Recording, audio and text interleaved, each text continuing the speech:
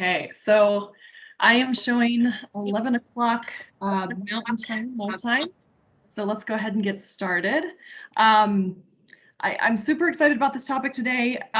In lieu of Disability Awareness Month, we have a couple of people from understood.com or .org meeting us today and going to talk about disabilities in the workplace. And as many of you are aware, disabilities can come in many different forms. It's not just physical.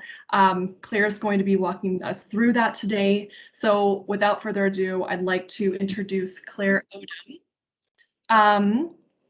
As a senior manager with Understood, Claire Odom is a mission-driven disability inclusion advocate with more than a decade of experience creating inclusive workplaces.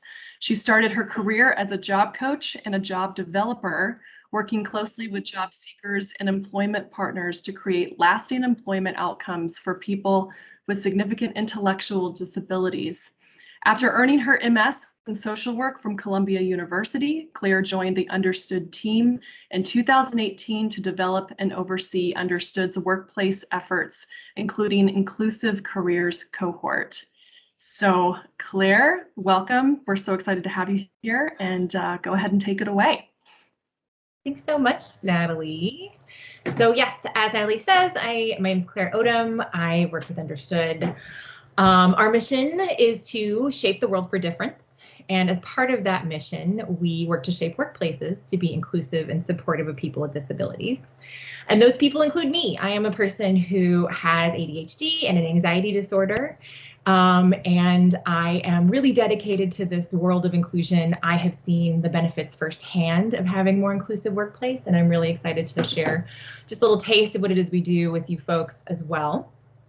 I also want to say good thank you to Gonzalo, who's here on the right and who is behind the scenes with me here today, kind of driving the car. So thanks, Gonzalo, as I tell him a million times today to move to the next slide, which I will tell him now.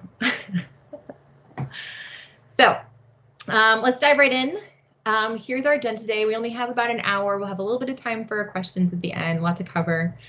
So we are going to start by defining disability and disability inclusion. You may be a little surprised by some of what you see there. We're going to explore some best practice in disability awareness and etiquette. We're going to practice some inclusive behavior and language, and then we're going to talk a bit about reasonable accommodations, always really relevant to this conversation, and often what people want to talk the most about. Like I said, we'll have a few minutes for questions towards the end. If anything pops up throughout our conversation, you can go ahead and toss it in the chat here. Natalie will be keeping an eye on that, and so she'll be able to shoot any questions that come up my way towards the end. And then I'll leave you all with a few resources and a key takeaway question. I also want to point out I'm on 2 screens, so if my eyes kind of dart around, it's because I'm paying double attention to y'all. I'm not staring out the window. Okay, so let's talk about it. Let's dive right in. Let's get to the heart of the session and let's start by talking a bit about what disability is. But first of all, as Natalie alluded to, why is this happening now? Why is this going on in July versus October or any other month? Well, July is Disability Pride Month. And in 1990, the same year that the ADA was passed, Boston held the very first Disability Pride Day. This day has since never been recognized nationally, but parades honoring disability pride have been held every year since the ADA's passage in major cities across the country. So your San Francisco's, your New York's, your Boston. And then in 2015, on the 25th anniversary of the ADA, New York City Mayor Bill de Blasio declared July to be Disability Pride Month. Okay. So of course that month does not have quite as much reach or publicity as the Pride Month in June, but it's still, an important month and a time that has really taken on a lot of meaning for people with disabilities, the disability justice community in particular. This really helped kind of advance the conversation around disability in terms of depth and breadth. And so what is that conversation? What do we mean when we say disability pride? So as a kind of an oversimplification here, essentially disability pride is the idea that disability is not wrong, it's not bad, it's not something to hide or be ashamed of, it's not scary, it's not threatening. Disability is just an essential part of human diversity. It is an element of our identity that makes us who we are. It is part of defining who human beings are as individuals, as species. So really that's the heart of it, right? Disability is an identity and a source of community and a source of pride for many of us. So now that we know a little bit more about this month, the timing, the meaning of disability to people who have disabilities typically, let's talk a little bit about what the word disability means, how we can define it to the extent that we can. There are a lot of different conditions, a lot of different things considered disabilities. So rather than just saying, you know, the ADA defines disability as, we will start off with a couple of facts here. The first one in 4 adults in the United States has a disability. So dramatic pause, because that's a huge number of people, right? 300 million people in the United States. So 1 in 4 is what, about 75 million people. And that means globally, what, over 1 billion people. It's a hugely prevalent identity. And then diving a little deeper, the second thing to know is that 10% of people in the United States have what is called an invisible disability. And that means a disability, logically, that means a disability that can't immediately be seen. But invisible disabilities can be everything from medical conditions that might have no obvious external signs. So for example, an autoimmune disorder or a learning disability or a mental health issue like bipolar disorder.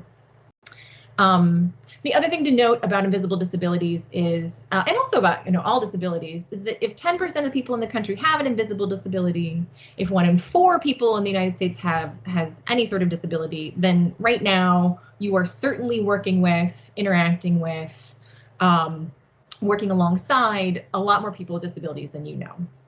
I do want to point out here that the audience for a lot of what we're talking about today is people who do not have disabilities. Certainly, a lot of us on this call right now identify as having a disability, have a disability. So I do want people to feel free to chime in with their, if there's anything they feel like I've forgotten, if there's places in which a disabled audience could be better included, I suppose. Okay, so now I am actually going to give you the ADA definition after we've talked about some of that context. So here's the definition under the Americans with Disabilities Act, and just in case, the ADA is a federal civil rights law that prohibits discrimination based on disability in many areas of life, including in the workplace.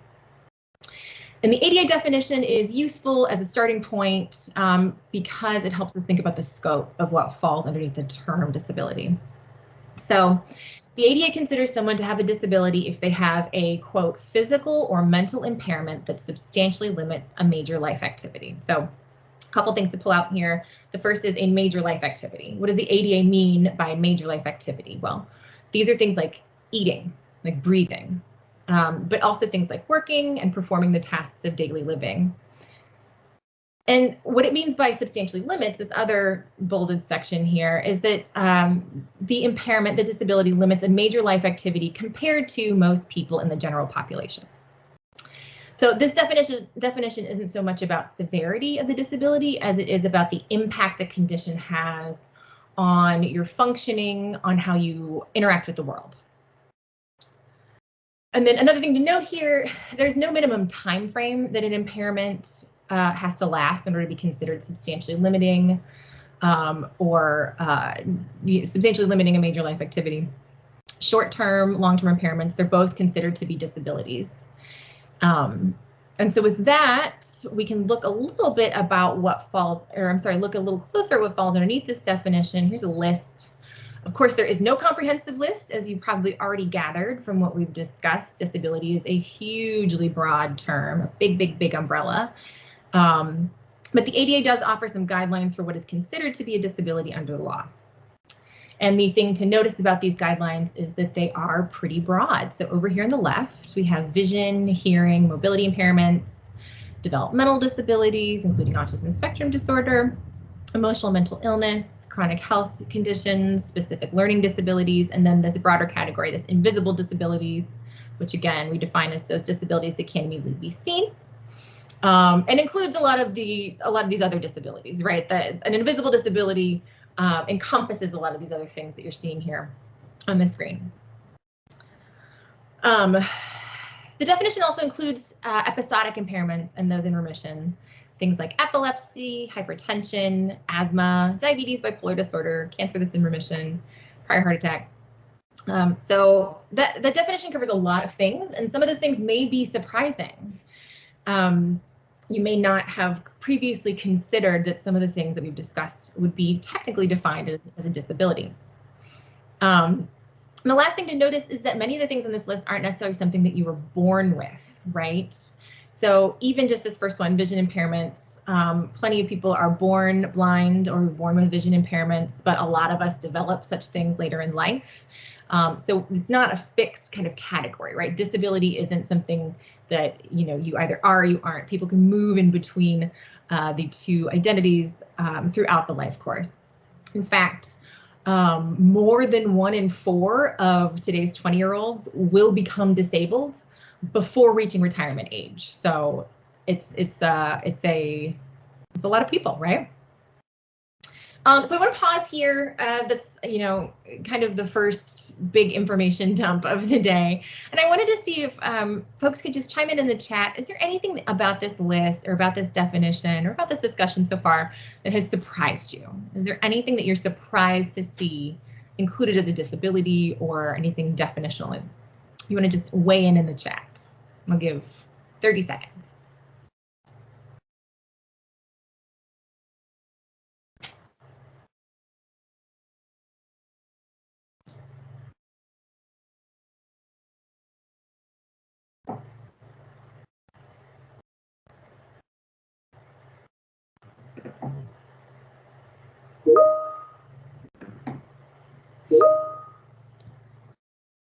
Oh, sure.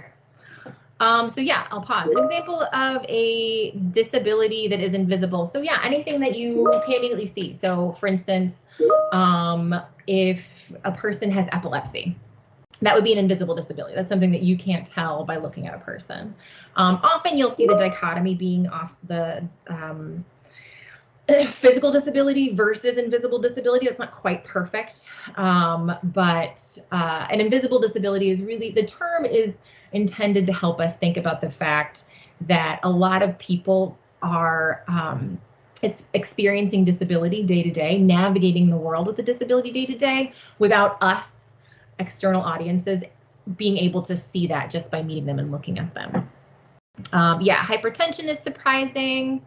A lot of my family members are on it. Absolutely. If you look at the exhaustive definition of, there's not an exhaustive list of disabilities, but if you look at for instance, if you look at a resource I'll share with you later, Jan, the Job Accommodation Network, the number of disabilities that they cover is just absolutely incredible. Things that you would never, things you've never even heard of, probably.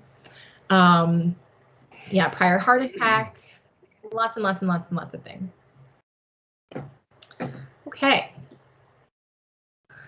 So now we know what it is I mean when I say disability, and we know that what I mean when I say it is a lot of people, a lot of different things. So now let's move on from that working definition of disability to working definition of our goal today, which is disability inclusion.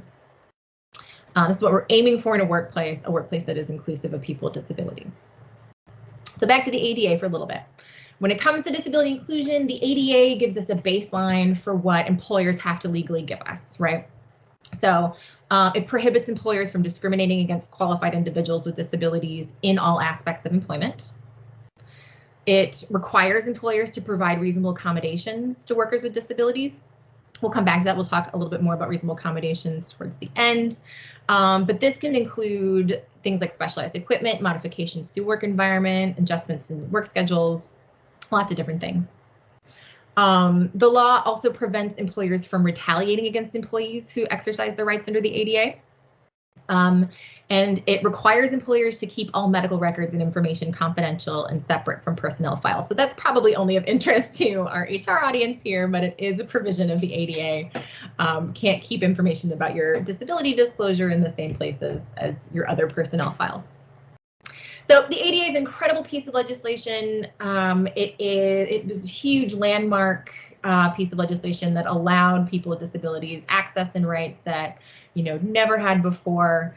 But true disability inclusion is about going beyond what the ADA requires.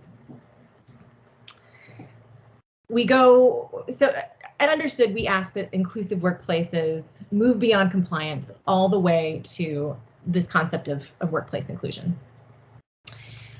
Inclusive workplaces are places that have inclusive cultures. And what I mean by this is that they are places where people are comfortable interacting with people with disabilities.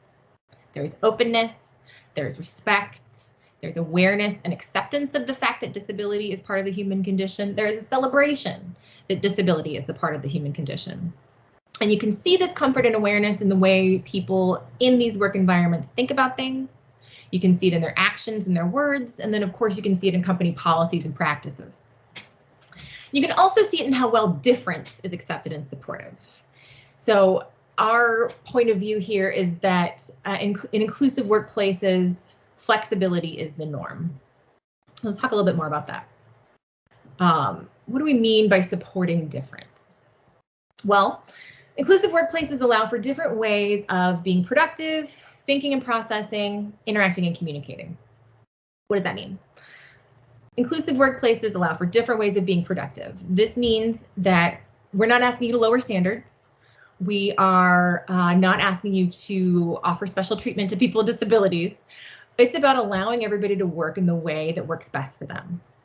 So an example of this would be allowing an employee with mobility challenges to use a stool in a role that usually requires standing. So for example, on an assembly line. And we can talk more about some examples of other accommodations that can help in this realm later. Inclusive workplaces allow for different ways of thinking and processing. So an example here would be that instructions might be offered in writing or in visual form, as well as in verbal forms, because we know that everybody processes information differently, and we want to be able to baseline give everybody information in a way they can understand.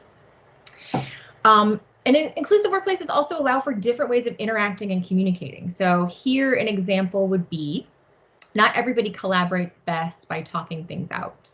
They might prefer to do things in writing. They might prefer to have some time to think first, to go back and forth via email, or they might prefer to, use Slack because the interface is a little bit easier. An inclusive environment would allow for people to exercise these preferences. And this environment could benefit, for example, a person with autism who might not feel comfortable doing face-to-face brainstorms, but who might be able to generate a lot of ideas if they had the time and space to sit with information in their own time. So the overall point here is that in an environment that is inclusive of disability, the focus is on outcomes rather than on how those outcomes are achieved. So same standards, same goals, but different ways of getting to those goals and meeting those standards. Those different ways are supported, embraced, the norm. And then if we move to the next slide,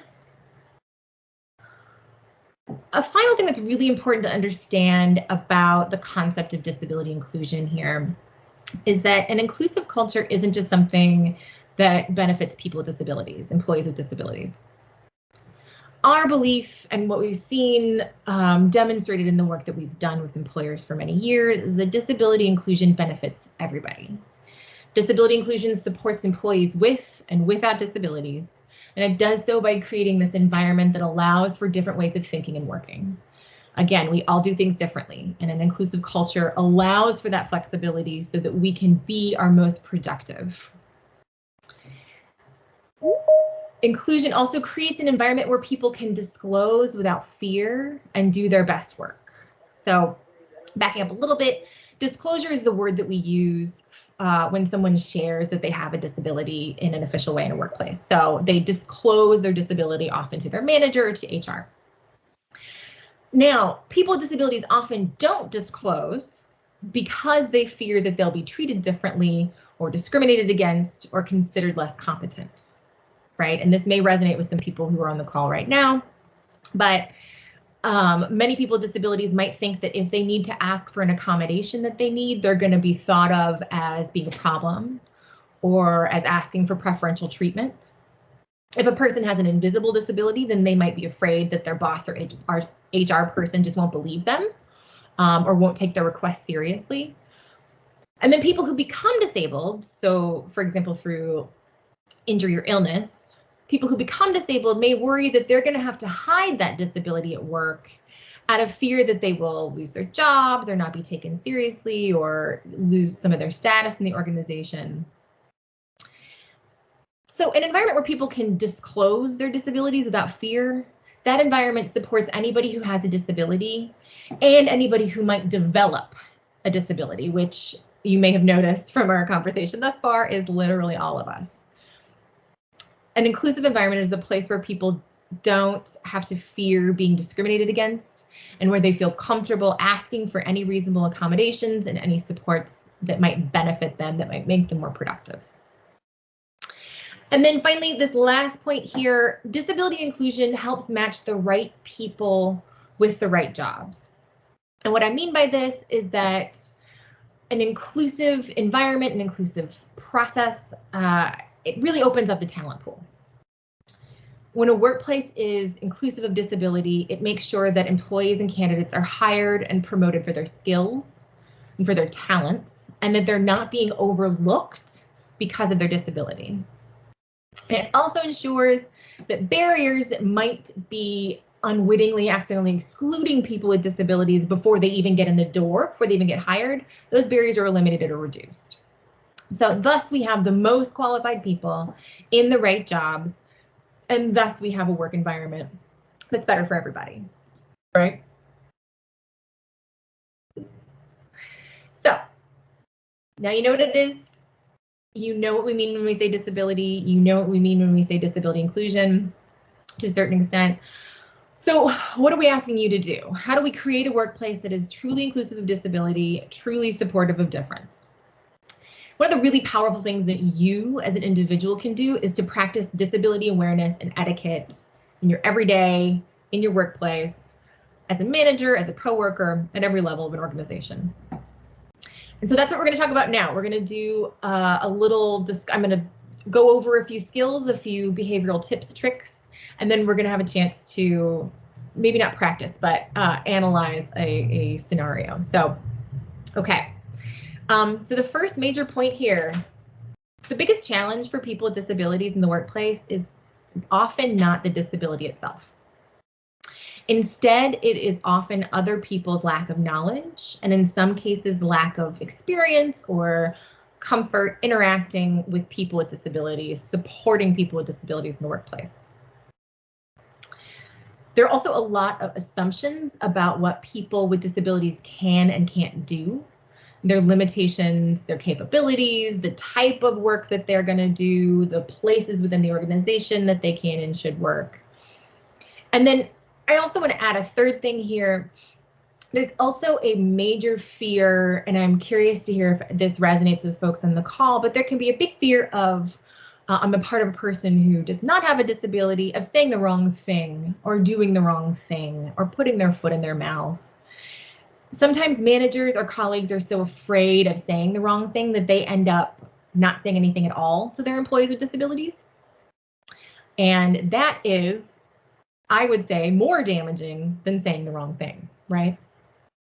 So when these assumptions and these fears exist, it gets in the way of recognizing individuals' talents and potential. It gets in the way of making people feel connected to the workplace.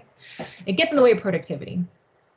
And so your work is to really help eliminate these challenges by developing both your knowledge and your comfort around disability in the workplace.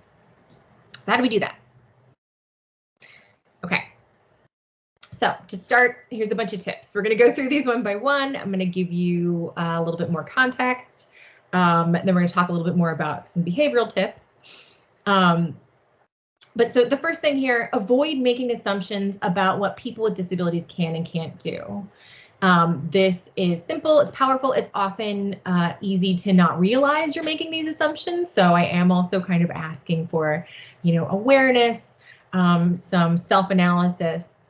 But if other people's assumptions are one of the barriers for people with disabilities in the workplace, then you can choose or try to choose not to assume. Because the truth is that people with disabilities have a really wide range of talents and skills. Also, a lot of people with disabilities are used to navigating this world that is very much not set up for them, and as a result might have novel and efficient ways of managing this world. So unless your colleague with dyslexia, for instance, tells you otherwise, you shouldn't assume that that colleague can't take meeting notes, right? The same goes for somebody if somebody shows up to a job interview and they're using a wheelchair and they're interviewing for a warehouse position. Don't assume that that person will be unable to fulfill that physically demanding job because they're in a wheelchair. Instead, this next point, focus on the person, not the disability. So as we've said from the beginning, people with disabilities are first and foremost people. And people with the same disability can have very different experiences. So you'll hear a lot in the autism community in particular. If you've met one person with autism, you've met one person with autism. You know, you can't really extrapolate necessarily between such a variety of experiences. And then focusing on the person means that you also have to treat people with disabilities as you would treat anybody else. A little counterintuitive, bear with me.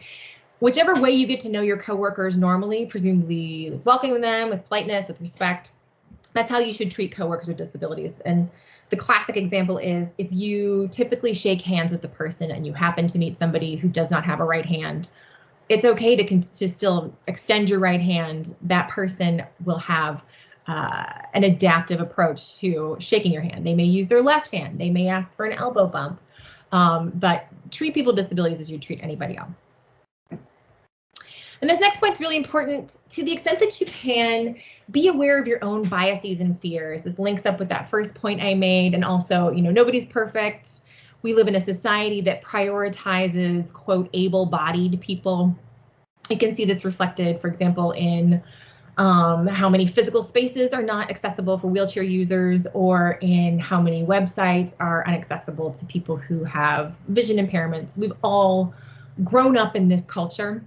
We're all steeped in this culture, and so sometimes biases and fears are under the surface and we don't know they're there. So if you find yourself making assumptions, if you catch yourself making assumptions, go back to point one, consider it, analyze it, and try to put it in check.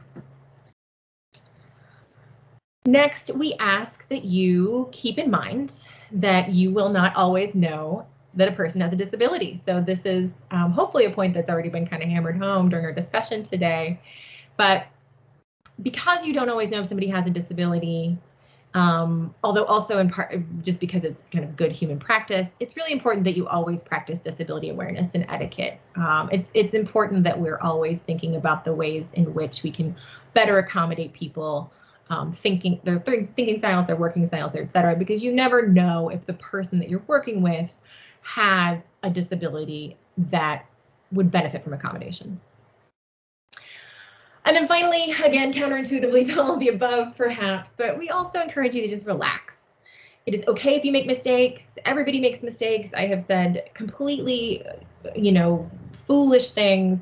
I have used non-inclusive language. I have put my foot in my mouth, and I work in this space. So, if I can't meet perfection, certainly you can't either. If you do make a mistake, if you do slip up, just apologize, try not to do it again, and continue moving towards a more inclusive workplace persona, I suppose. So these are the general tips. These are the basic guidelines for thinking and acting in ways that are inclusive. If we move to this next slide, we can talk a little bit more specific behavior stuff. So these next tips, they're focused on behavior, how to interact with people in these kind of specific scenarios. This first one I really like because I think it is kind of, it opens people's eyes, I think, but you can offer help, but only assist if that help is accepted. And this is important. So if you help when help is not requested or accepted, then you can actually end up doing harm to somebody. So, for example, Let's say you're leaving work one day, you see a coworker who has a mobility issue, maybe she uses a cane, and you see that she is struggling to open a door, to push a door open. And you run up and you help by pushing the door open, trying to help this person get out the door. Well, turns out that person was leaning on the door for stability. That person was using their body weight to open the door along with their cane. So when you open the door, that person falls over and hurts themselves, right? What you assumed was needing help was actually just a different approach to opening the door, was an adaptive approach to opening the door. So this goes back to that don't assume thing, right? You can offer help, but only assist if that help is accepted. Second here is may seem a little bit obvious. I feel, I feel kind of silly pointing this out. It does happen though. Let's avoid labeling each other. So for example, you would not refer to a coworker who is deaf as the deaf guy, right? Labels obscure the person. They blur the fact that your coworker who happens to be deaf is also a person with talents and skills and sense of humor, right? So in the interest of seeing people as people, we avoid labeling. This coworker, let's say his name is John. John is first and foremost John, not his disability. And finally, and this one is maybe the most insidious of these points here, but try to avoid pity. You see this a lot when you work in this space. People with disabilities are not tragic. They are not inspirational. They are not overcoming all the odds to come to work every day, or maybe they're not, maybe they are. But let's avoid saying things like, oh my God, you're so brave. I don't know how you do it. If I were in your shoes, I wouldn't be able to. People with disabilities are just living their lives. They're getting up, they're coming to work, they're doing their jobs just like you. So let's avoid that pity mindset. Claire, just real quick, I think Manjeev had his hand up for a little bit. Manjeev, do you have a comment or a question? Yes, I have a quick question. On the previous slide, I was struggling to figure out how do you know if somebody has an invisible issue, if somebody has hypertension? How do we know what kind of disability they would have? Some obviously are kind of obvious, but if it's not, what do you do? Right. Well, so yeah, I mean, you'll never know, right? Unless that person chooses to tell you, which they absolutely don't have to, right? Yeah, I think the point here is that you never know if a person you're interacting with does or does not have a disability. And so we want to set up this baseline of inclusion so that people with and without disabilities are able to access the flexibility that they need to feel the comfort that they need to feel in order to thrive at work. And if necessary, disclose to you as their manager or as their HR person their disability in the event that they need to seek accommodation or in the event that that disability becomes relevant to their day-to-day work in some way. Does that make sense? It does. So is there a requirement that if, for instance, I have a disability that I need to disclose it to HR for it to really be considered disability, or can I just keep it silent and say I'm going to deal with it myself? Right. So yeah, absolutely no requirement to disclose. I also want to just, before I give advice on this, point out that I'm not a lawyer. So if you have specific questions about ADA, accommodations, things like that, you should definitely talk to your HR lead or you should talk to your general counsel. But you are not required to tell anybody on this earth that you have a disability. So, often as part of the accommodations process, you will be asked to disclose your disability as part of the kind of information gathering process. But then that information would be confidential between you and HR or between you and your manager. Oh, thank you, Claire. Yeah, of course. Okay. So, let's see. Behavior tips. Nope, we've already done those. Let's go on to the next slide. Let's talk about some language tips. Okay, so behavior is important. Language is part of that behavior, right? The words we choose show the world a little bit about what our values are, how aware we are, how we perceive disability. So as a first tip, and this is a little controversial, if people disagree with me, please feel free to push back, but at Understood, we use person first language. So this means, for example, saying, I'm a person with autism versus I am autistic or I'm an autistic person. And the theory behind that is that we want to put the person first. The person is not their disability. Now, that said, there is an ongoing and increasingly relevant conversation, I would say, within the disability community about language preference. A lot of people actually prefer disability first language. So, for example, they would prefer to say I'm autistic rather than I have autism. And that's rooted in this idea that like other adjectives aren't configured in that same way. You wouldn't say I am a person with beauty. You would say I'm a beautiful person.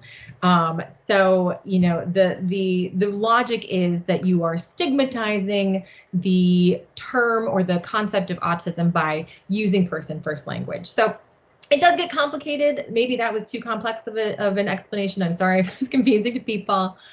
If you're not sure what to say, the default of person first language is the way to go, I think. But of course, if somebody tells you that they prefer identity first language, if they prefer for you to say he is an autistic person, then respect their preference and refer to them as they choose. And I'm happy to answer more questions about that at the end. I realize that that can get a little bit jargony, especially if you haven't talked a lot about like disability inclusive language in the past.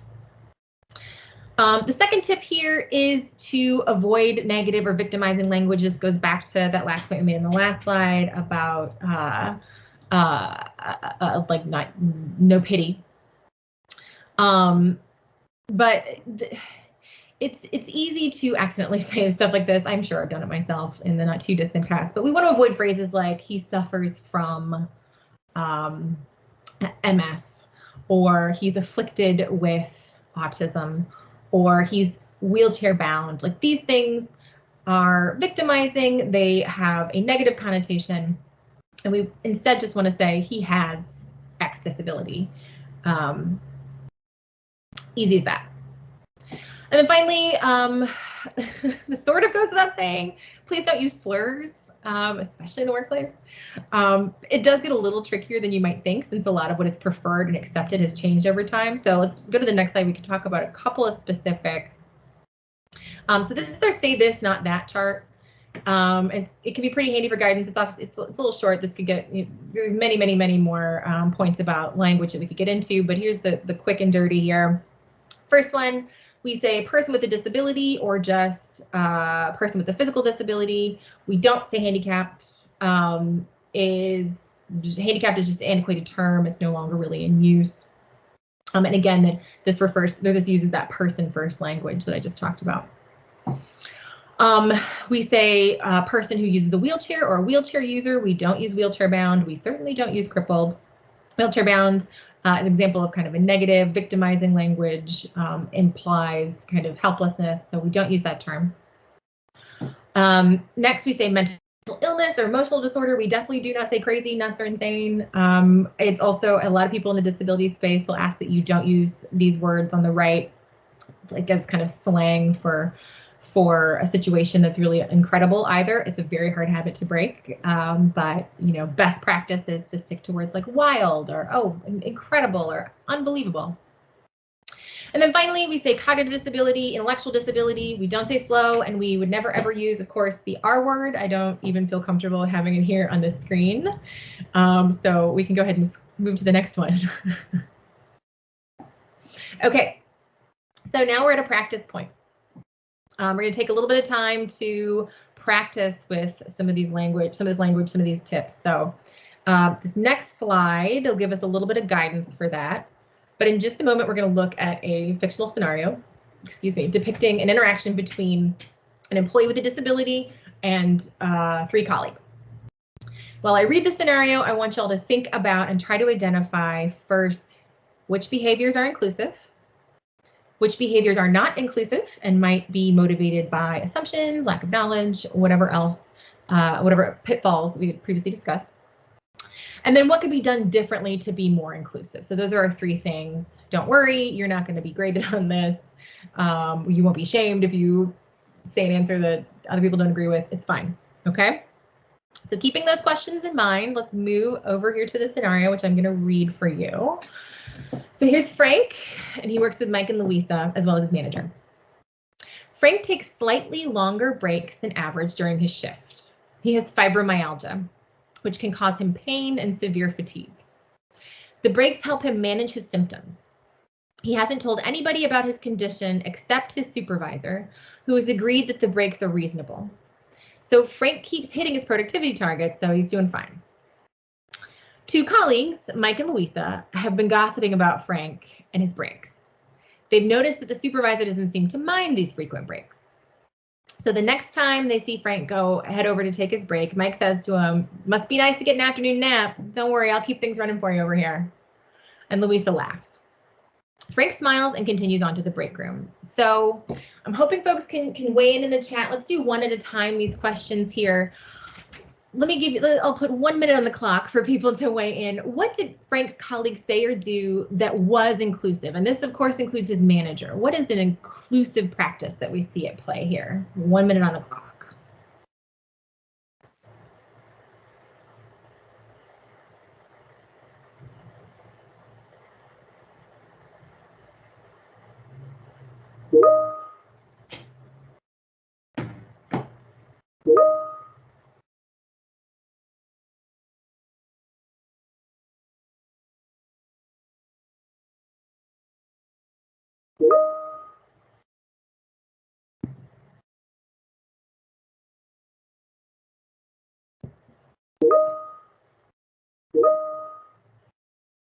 Right, yeah, so I'm seeing folks weigh in around kind of similar lines. Manager provided accommodation, allowed for more frequent breaks, allowed reasonable breaks, absolutely, yeah. So then let's move to this next question.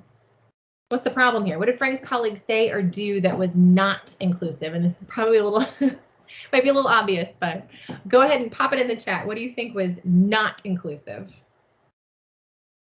1 minute.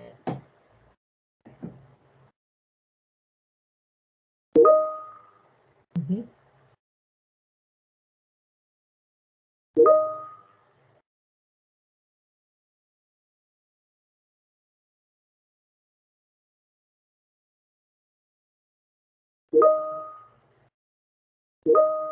Right, yeah, so I'm seeing a lot of feedback about the jokes, patronizing him without knowing or understanding his condition, right? Making those assumptions, laughing, joking, sarcasm, all that stuff. Yeah, exactly. So his colleagues, they assumed the worst about someone who needed to do things a little bit differently, right? Frank's productivity was the same as theirs. Frank was able to meet those productivity targets just like Mike and Louisa were. They assumed that he was getting special treatment. They're also rude. They were rude to Frank. And this is born of, we hope, a lack of awareness about disabilities and especially invisible disabilities. And a lack of awareness about the ways in which we can't really see if somebody has a disability, if they need an accommodation. And of course, that it is absolutely not our business if one of our coworkers receives an accommodation, right? So let's look at this last question then. 1 more minute on the clock. What can Frank's colleagues do differently to be more inclusive? What is the way forward for these folks? What should they do? Go for it in the chat.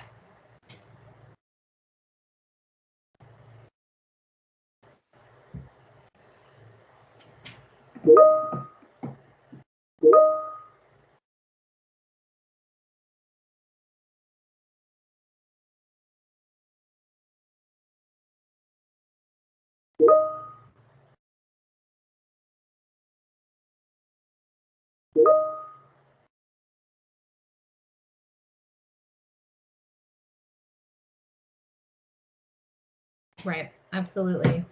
So giving the benefit of the doubt, absolutely, not assuming the worst in people. Worry about themselves and not other people, absolutely. I'm seeing a couple of points. If you could ask Frank about why he is taking so many breaks, that could be a tough conversation to have. Also, it is important to think about the fact that our disability status is confidential information in a workplace. So you are more than welcome to ask, but Frank is absolutely not obligated to tell you that information. Also, it would not be appropriate for his boss to tell them, Frank gets to take these breaks because he has fibromyalgia, right? that would be illegal. But yeah, so in the end, it's not unreasonable to notice and remark on a perceived inconsistent treatment. That's true. You are more than welcome to talk about it, to ask. The baseline assumption should be that person is receiving the treatment in line with his needs in the workplace.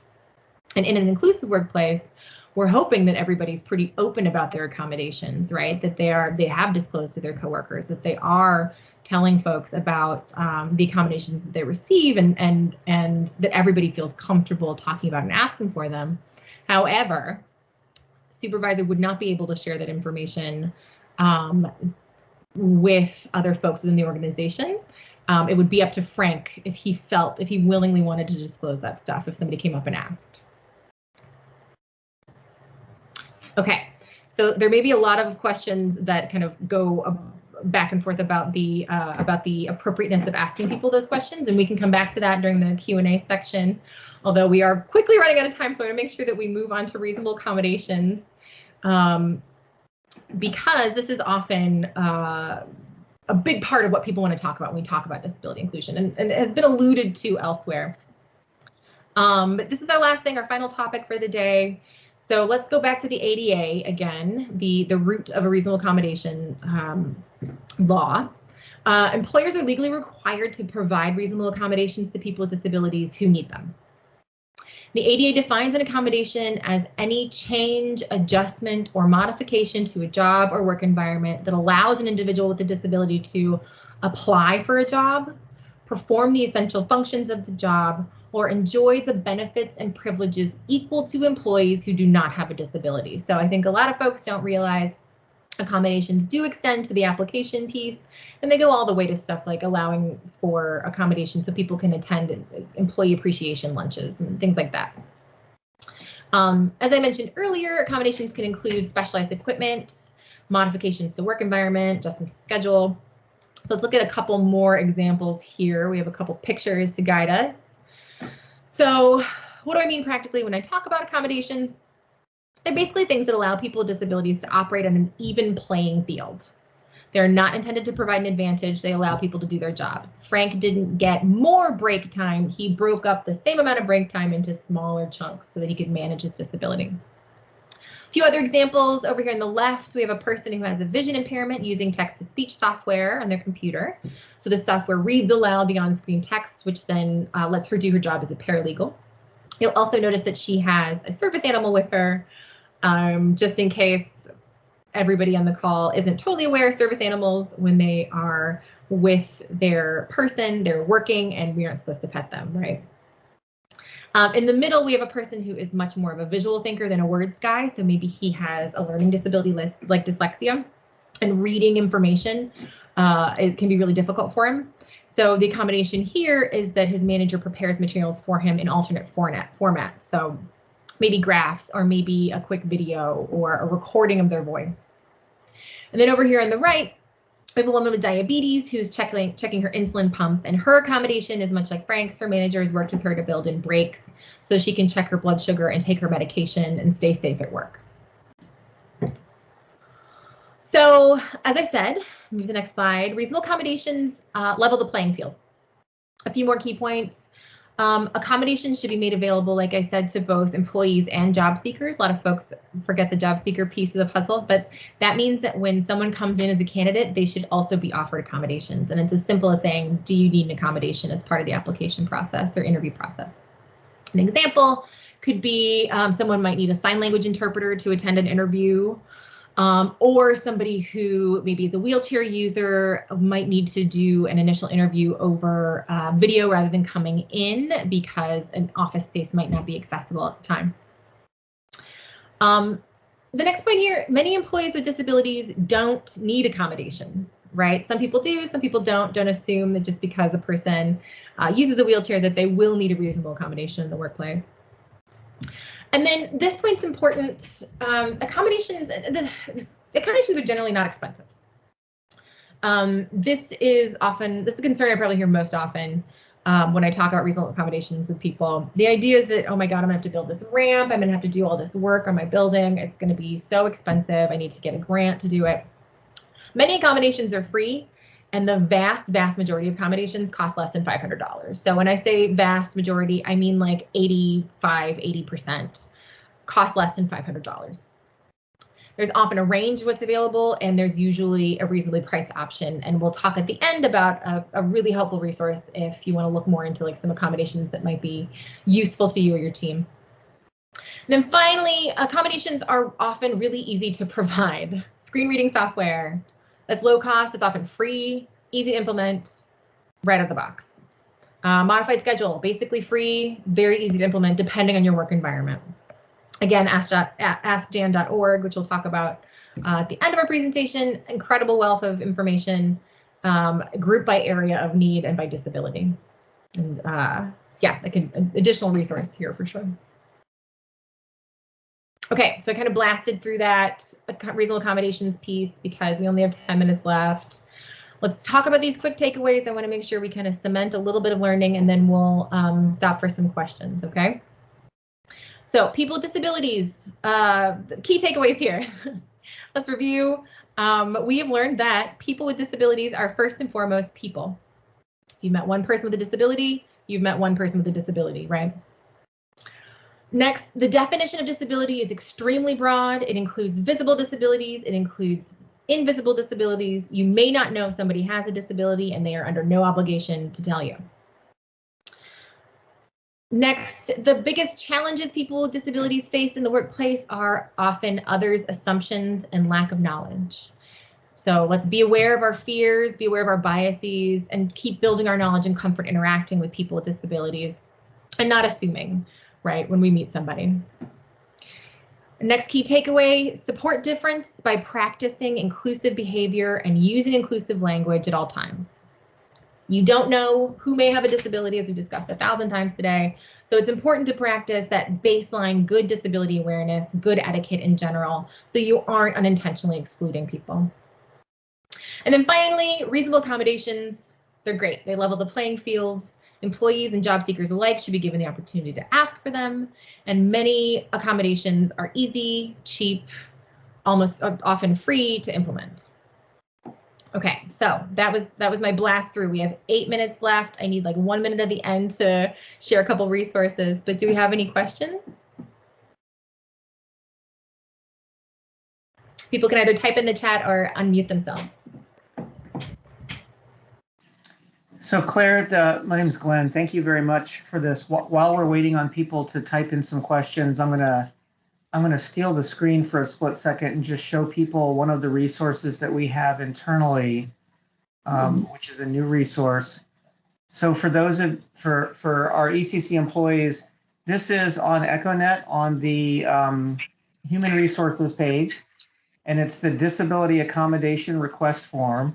And it's a relatively new rollout. So we've kind of been doing these manually in the past, but now you can just do it on EchoNet. And then, you know, hopefully mirroring what Claire had mentioned, you know, just it's pretty simple, right? Your information's pre-populated, describe the accommodations you need. We may or may not, you know, depending on what it is, require some, you know, some backup information from your physician. There's a place for you to upload data, authorization for the people that need to know.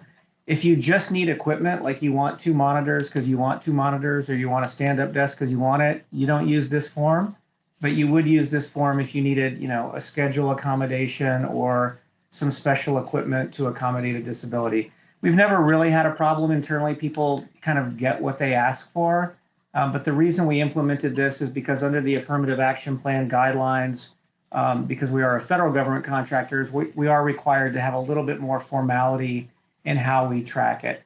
So if this applies to you, or if it applies to anybody in your staff, rather than just giving them what they ask for, please have them go through the extra step to request it so we kind of maintain a record of it. And with that, I will turn it back over to Claire and Natalie. Thanks, Glenn. I also want to point out that this is an excellent accommodations system you have here. It's simple, it's not complex, so this would be something that we would recommend folks use. You're right in line with best practice. Claire, I have a question. Oh, sorry, I have a question here that's coming up from Margie. Give me the example How does a manager make sure that the other employees don't feel resentment towards their coworker for the example given extra time off? How do you control their feelings, which may be valid? Right. Yeah, I mean, I think yeah, you're right. And it can get a little tricky. I think some of this is kind of best management practices. You know, how do you communicate difficult information to people in general? Will you do it directly and you do it in a way that is respectful of all involved? I think the thing to tease out from the break example is that Frank is not receiving more time than anybody else is. He's just getting different time.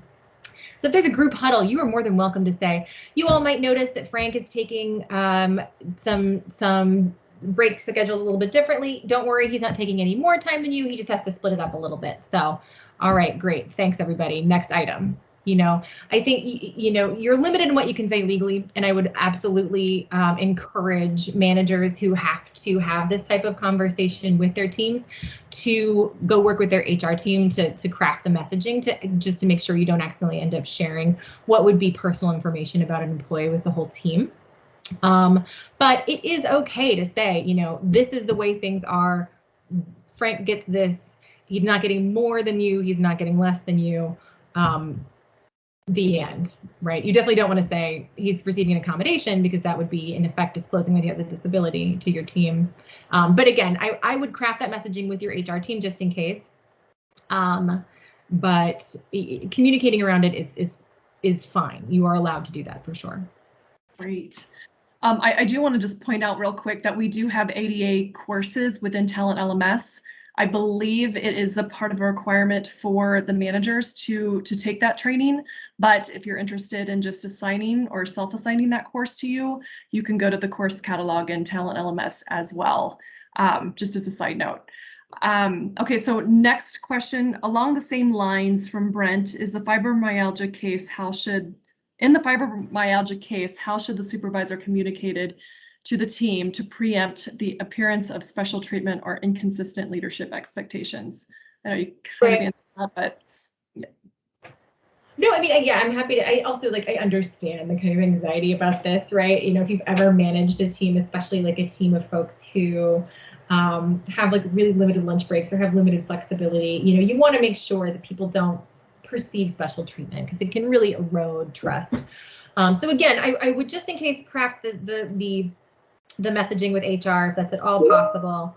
But I would also, I would, you know, take opportunities during that team time to say, you might notice this change. You might notice Phil comes in at 9:30.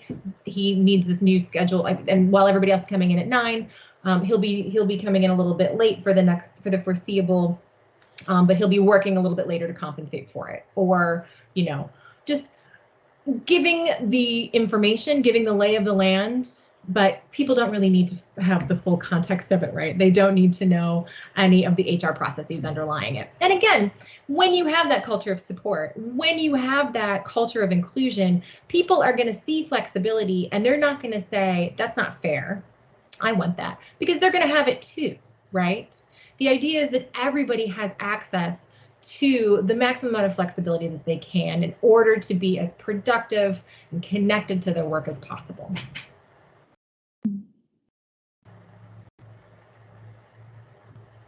May I add to what Claire just said? Claire, this is Najeev. I think it comes down to basic leadership. You have to know your teams. You have to have established a certain amount of trust. The ADA limits what you can tell people, but even if you didn't limit it, in a case where somebody has a personal need that's not a disability, you know, they might say, but please don't tell anybody. Somebody could be having big problems with their spouse. They could be having something else going on in their lives. And they say, well, I have to take care of the kids in the morning. Can I come in at 9:30, like the example Claire said? But please don't tell anybody. That means you should not tell anybody, even though there's not a law against it. But it really does come down to treating people fairly and making sure, because as soon as people start to feel that one person is getting a better deal, everybody else's performance goes down. That's human nature. You're not going to change that today. And so it's important to make sure people don't feel that somebody's getting special treatment and a better deal. And can help people get over it. Right, absolutely. So we're out of time. I see more questions here, and a couple of them I think could be addressed with some of the resources that will be shared at the end of this discussion. I believe, right, Natalie, things will be kind of sent out to folks after. Great. Yes. So I'm seeing especially this question about interviewing for people with disabilities, and this other question about breastfeeding moms, I think would probably be best directed to the HR team internally.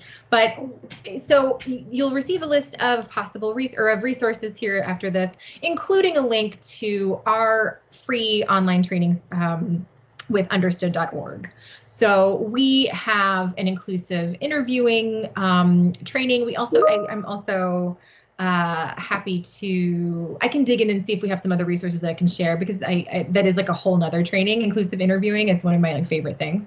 But we have a few resources on our website you'll be able to check out in your own time there. And then a few other resources that will be shared after this. You can kind of dig around in and see where there's links to your day-to-day work here, right? Yes, I'll be sending an all company-wide email just with the resources provided from this call and what the understood.org team has provided us. And we just thank you so much, Claire, for your time. This was very informative for all of us, and we appreciate you. And Gonzalo. Thank you, Gonzalo. Yes, thank you, Gonzalo, for running behind the scenes. Thank you all so much for having me, and I'm open to any feedback y'all have, and I really hope that this was informative today. It was very helpful. And as a closing comment, Claire and Natalie, thank you for putting this together. And Claire will be making a donation to understood.org for your giving us your time and your knowledge, and we really appreciate it. And thanks for joining us here. Wonderful. Thank you so much, everybody. Thank you. Thanks all.